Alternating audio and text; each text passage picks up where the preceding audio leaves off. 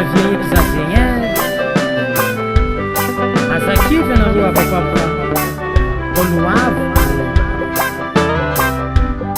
manigny e. Asa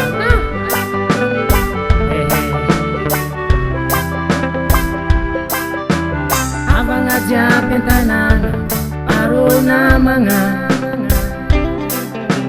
tsy adigna anarô na dia lavitry efa fomban'olo mandeha mitady hoately misintaka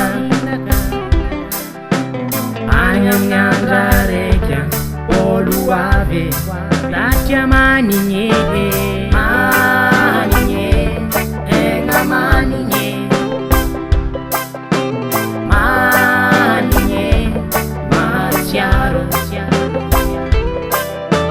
manigny tegna manigny manigny mahatsiaro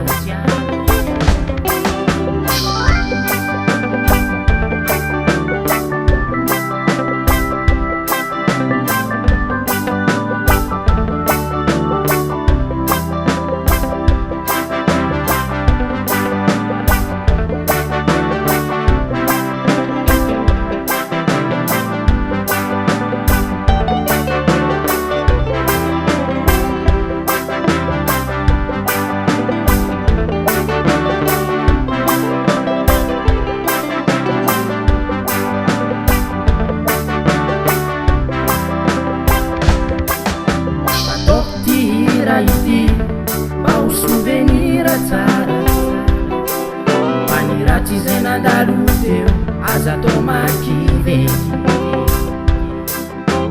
soragny edy anarô be zazanka anarô mpananjaro bebe agny amin'ny andra raiky olo avy tatria manigny manigny egna manigny